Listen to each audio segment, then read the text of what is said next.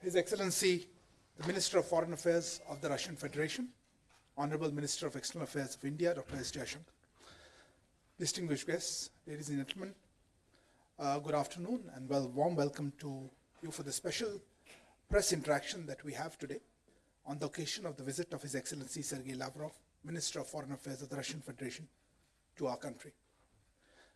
We will begin with statements to the media from both ministers. May I now request Honorable External Affairs Minister of India, Dr. S. Jaishankar, to make opening remarks. Yes, sir. Thank you, Arindam. I'm delighted to address you all at the conclusion of my talks today with my Russian counterpart, Foreign Minister Sergei Lavrov. Of course, none of you would be surprised to learn that the discussions were very warm, they were comprehensive, they were very productive.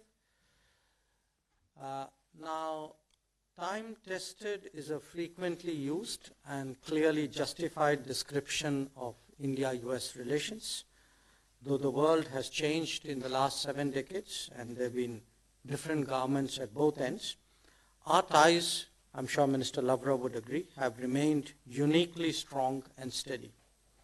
And the reason for that has been our consistent ability to identify and update our shared interests.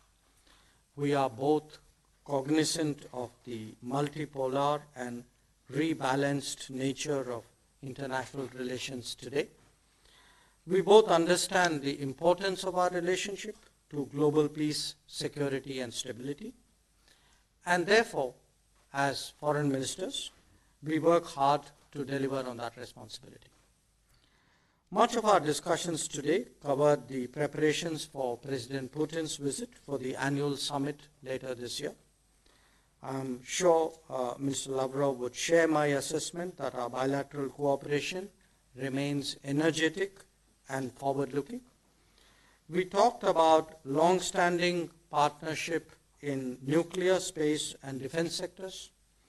We assessed positively our economic cooperation, noting the new opportunities in Russian Far East. We spoke of connectivity, including the International North-South Transport Corridor and the Chennai-Vladivostok Eastern Maritime Corridor. Our rapidly expanding energy cooperation that now includes long-term commitments was also on the agenda. On my part, I briefed Minister Lavrov on recent developments in India that open up new opportunities for Russian businesses in various sectors. The Atmanirbhar Bharat economic vision can facilitate a more contemporary economic relationship in the post-COVID era. This review of our bilateral cooperation was really encouraging. We note the appetite for greater investments in each other by both countries. Russian support for our Gaganyaan program has progressed, which we deeply appreciate. Our defense sector requirements in the past year were expeditiously addressed. And in meeting the COVID challenge, our pharmaceutical collaboration has become more serious. And as many of you are aware, we have a Russian vaccine under discussion for production in India. There was naturally an exchange of views and assessments on important regional and global matters. This had particular importance because we are both members of the UN Security Council right now. We are a non-permanent member. Russia is a permanent member. Issues on which India is chairing UNSC committees came up in some detail. India has also taken over the chair of BRICS and RIC from Russia for this year. And our common membership of the G20, ASEAN-led forums, SCO, and the SICA added to the substance of our conversation. One question on which we spent some time is the unfolding developments in and around Afghanistan. As you all know, the Heart of Asia Istanbul Process Conference took place last week. I was in Dushanbe for that. There have been other discussions of a bilateral or plurilateral nature as well. Many more can be expected in the coming days. For India, what happens in Afghanistan impacts its security directly. I shared our approach that a durable peace there would require harmonizing interests of all, both within and around that country. The peace process must be based on foundational principles to which we all subscribe, and a political solution should mean an independent, sovereign, united, and democratic Afghanistan. There was an exchange of views on West Asia, the Gulf, and Iran. This is a geography where we both have long-standing equities, and our active diplomacy reflects that to great measure. Peace and stability in such a sensitive and vital region is in global interest. I shared our viewpoint on the Indo-Pacific. As our Prime Minister pointed out at the Shangri-La dialogue some years ago, contemporary challenges require countries to work together in new and different ways. Such cooperation also reflects the multipolar and rebalanced character of global politics. India is strongly committed to ASEAN centrality, and this is underlined by the Indo-Pacific Oceans Initiative that it has been advocating at the East Asia Summit. As we implement our Act East and Beyond policy, Russia is a very important partner, whether it is their Far East or whether it is the Chennai-Vladivostok corridor. In addition, of course, there was the larger backdrop of global political changes that provided a context for our talks today. As long-standing partners, we could discuss their implications with a high degree of confidence and comfort. I valued the quality of our discussions today very much. We have completed a decade of our special and privileged strategic partnership, and that certainly permeated the tenor of our discussions. We also reviewed the forthcoming high-level exchanges leading up to the annual summit this year. Once again, Minister Lavrov, it's a great pleasure to welcome you back to New Delhi, and I would request you to make your statement.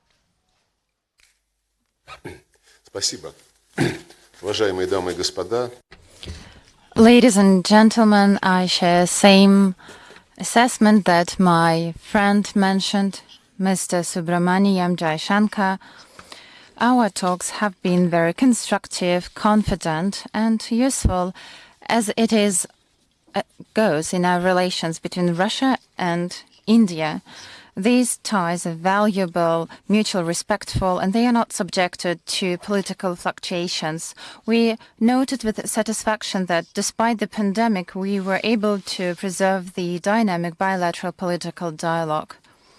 We both agree that this attests to the maturity and remarkable resilience of our relations that can be characterized in our document signed at the highest level as particular privileged strategic partnership. We focused on the content of the planned bilateral contacts, including at the highest level. I mean here the visit of the President of the Russian Federation to India. I conveyed on my colleague the message from Putin to Mr. Modi, including on these issues. We agreed to joint efforts to overcome the declining mutual trade caused by the pandemic. We are going to build up investment according to the national programs in our respective countries. We also discussed energy, including nuclear one, peaceful exploration of the space, transportation infrastructure projects, including in the Russian Far East and in the Arctic. To this end, we are going to organize a meeting of co-chairs as well as the scheduled meeting of the Intergovernmental Russian-Indian Commission on Trade and Economic, Scientific and Technological, as well as cultural cooperation. We agreed that we need to galvanize work on the renewed intergovernmental agreement on mutual security of investment, as well as increasing the share of national currency in respectful settlements.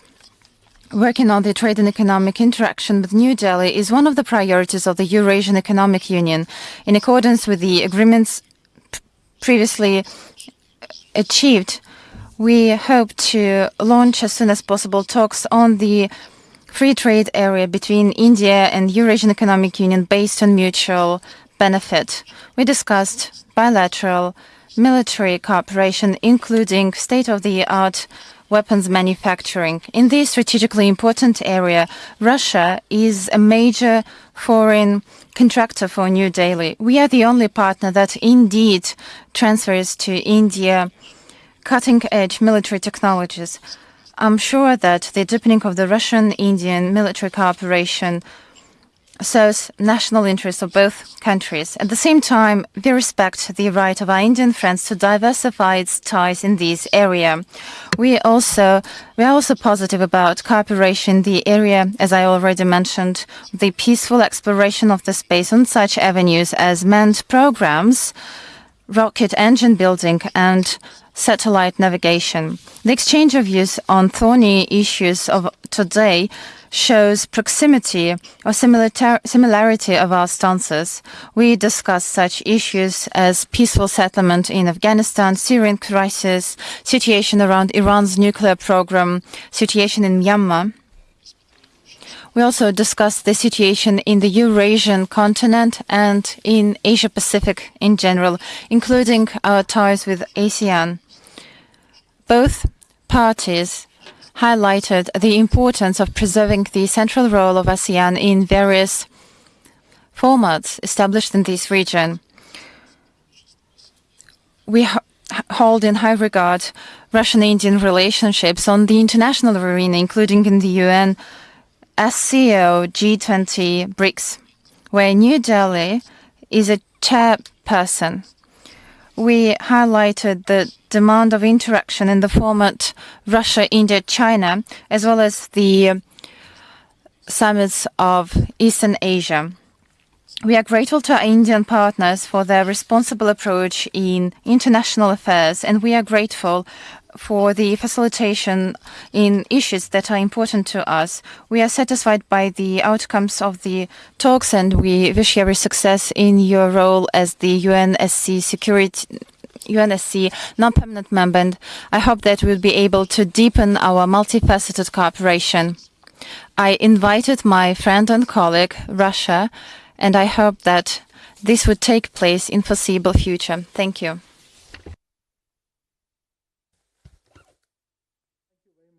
Excellency. I will now invite questions for the dignitaries. Unfortunately, I know there's a lot of interest, but given the time constraints, we will be limiting to 2 questions from the Indian media and 2 from the Russian media.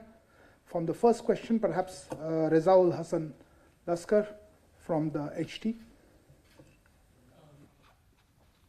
My question is for the Russian Foreign Minister. Good afternoon, Rezaul Hassan from the Hindustan Times.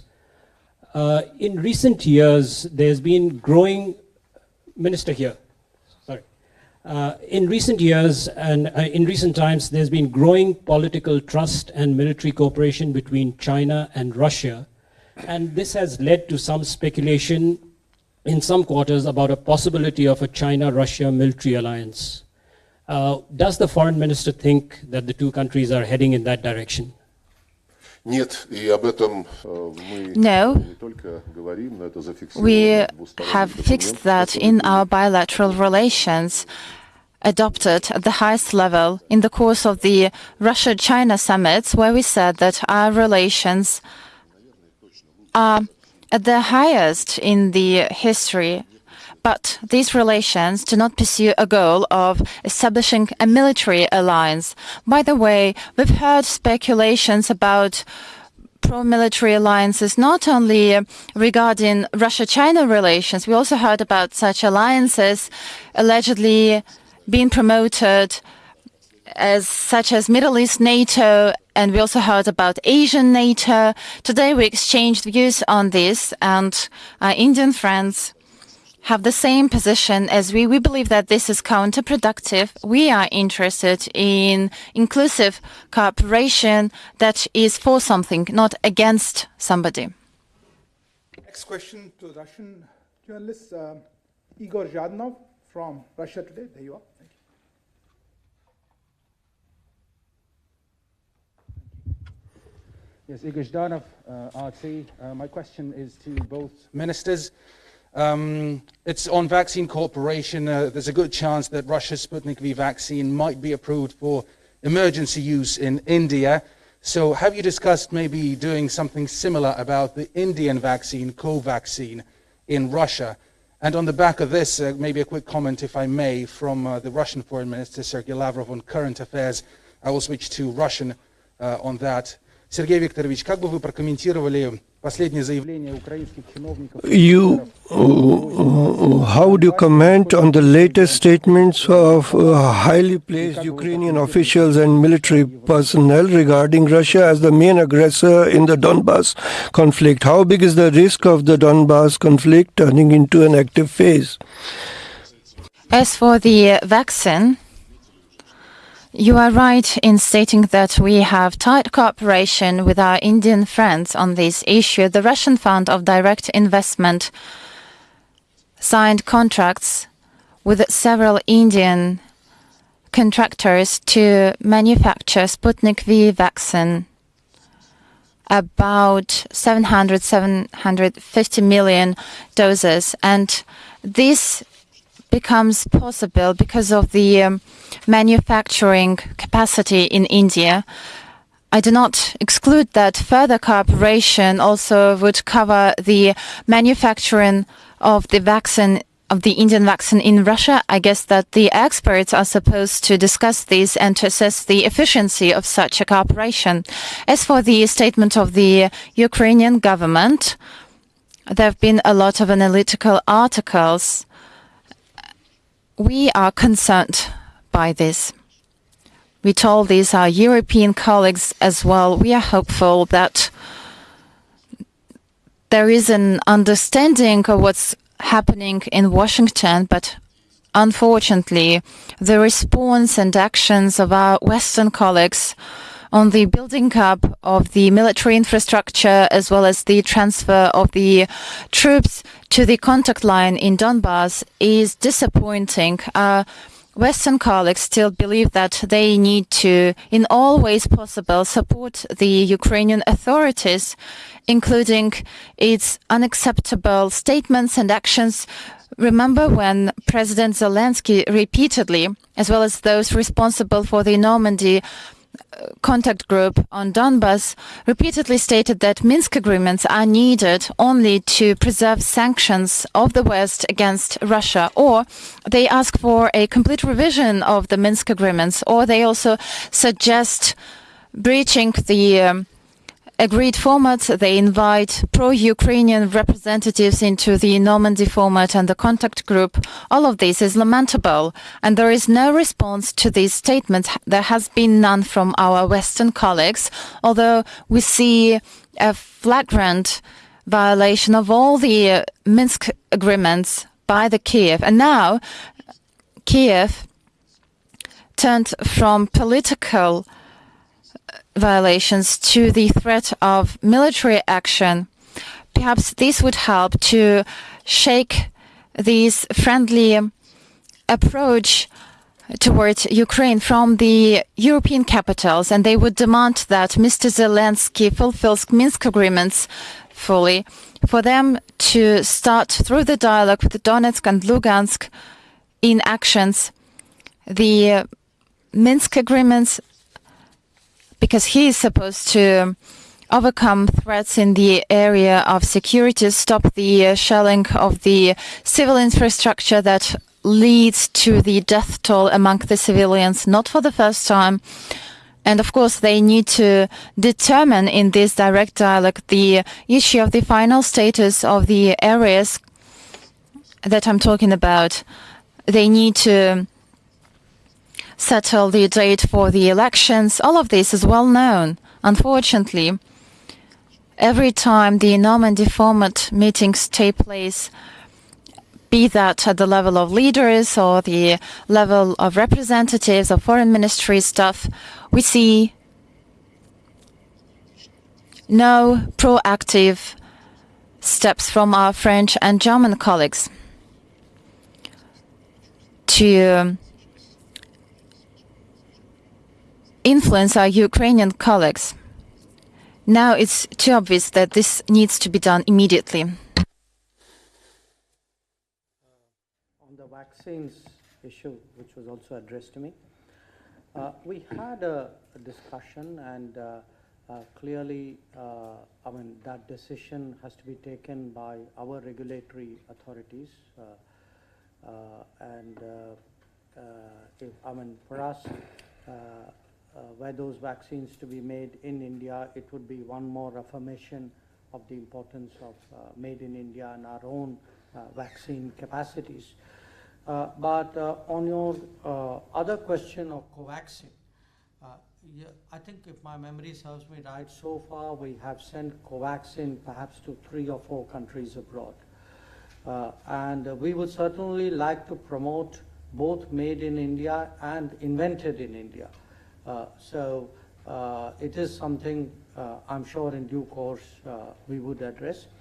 On that note, I should also share with you that in our discussions on the economic and business opportunities between India and Russia, I drew to Minister Lavrov's attention the fact that we have a very ambitious program called Production-Linked Incentives to expand manufacturing in India in 13 designated sectors.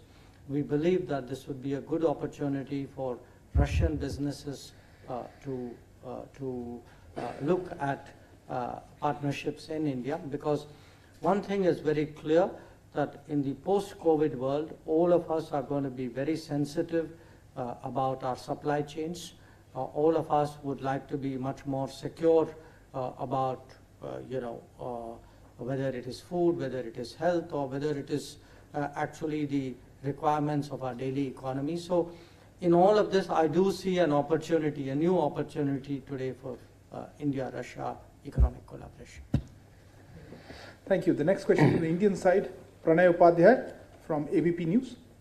My question is to Russian Foreign Minister Lavrov. Sir, this side.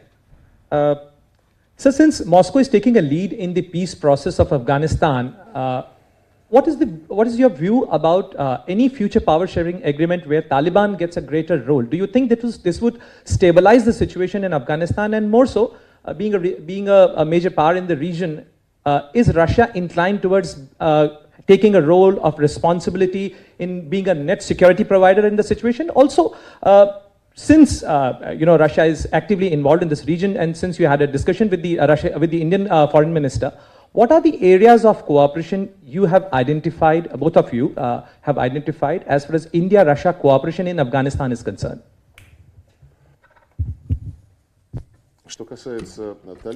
As for the Taliban movement is part of the Afghan society, and decisions on the settlements in Afghanistan should foresee the participation of all political as well as ethnic and religious groups of Afghanistan. Otherwise, it's not going to be stable. This decision has to be based on the balance of political and ethnic and religious interests, including the representation in the borders of power. Any other way that foresees the exclusion of any group from this process will not lead to the agreements that could be implementable and sustainable.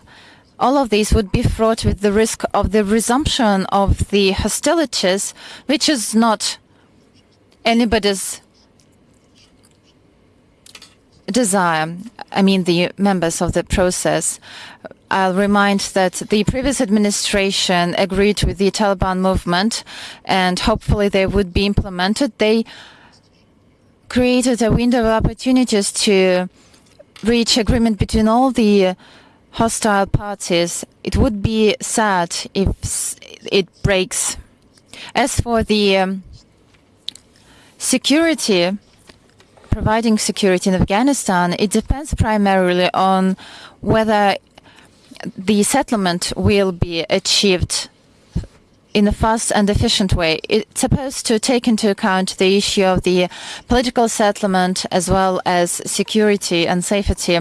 For many years, we've been doing a lot to strengthen the potential of the Afghan security forces, the army. We train them, we send them military purpose production sometimes free, sometimes on easy conditions. And when Afghanistan reconciles, when the settlement of all political issues happens, the international community will be able to be more active in assisting with the strengthening of the Afghanistanis security forces. We should also take into account the regional context. We would welcome, along with the domestic settlement of Afghanistan, we would welcome the consultations and talks on how to reinforce such agreements with the confidence-building measures, strengthening of security, with the involvement of the neighbors of Afghanistan. We have similar positions with India. We always say that neighbors and all powerful actors in the region should set up conditions for the Afghanistani population to agree domestically. And as for the involvement of external actors, the best way here is to advocate the Moscow format. We brought together several times the participants of the format. These are not only neighbors of Afghanistan, but all Central Asia countries, India, Pakistan, China, Iran, the USA, and the Russian Federation. We stand ready to hold respective consultations and meetings if need be, if it is found appropriate by all of the countries that I've just enumerated. I hope that this would give an impetus to the Afghani talks that started in the capital of Qatar, Doha, but it was faced by grave problems and was suspended. I'll remind that there is a number of factors that we need to sort out to understand how to further settle the conflict in terms of our external contribution in setting up all the necessary conditions. We agreed with Mr. Jaishankar that our representatives on Afghanistan will keep tight contacts regularly. Next question to the Russian Federation. Leila Turyanova from TASS. Leila Turyanova, TASS. Sergei Viktorovich, первый вопрос вам. The first question is to you, Mr. Lavrov. You mentioned earlier that US is applying pressure on India against military technical cooperation with Russia. Did this make the implementation of the existing agreements and the process of negotiations on new contracts more difficult? Is India considering the possibility of acquiring additional S-400 regiments from Russia, despite the threat of US sanctions? Спасибо. Right. In fact, it wasn't me who stated that the US exercises pressure on India, but any other country that wants to sign agreements with Russia on the delivery of weapons, or that has such contracts. The USA says this overtly. We all well know this, but we also know the reciprocal reaction, the response of India. We did not discuss these statements from the USA. Instead, we confirmed that we are going to deepen our military cooperation. We have Intergovernmental Committee on the Military Technical Cooperation that has its own plans. We also discussed the prospect of an additional manufacturing of the Russian military equipment in India within the concept made in India and within the concept of the independent India. So here, I didn't feel any fluctuations or changes from our Indian partners and friends. I think the Minister has answered your question, which was we didn't get into any specific discussions. That is a responsibility of a different body, which is headed by our defense ministers, which is due to meet at the end of the year. Thank you, Honorable Ministers. This concludes the press interaction session. I thank you all for being here in person.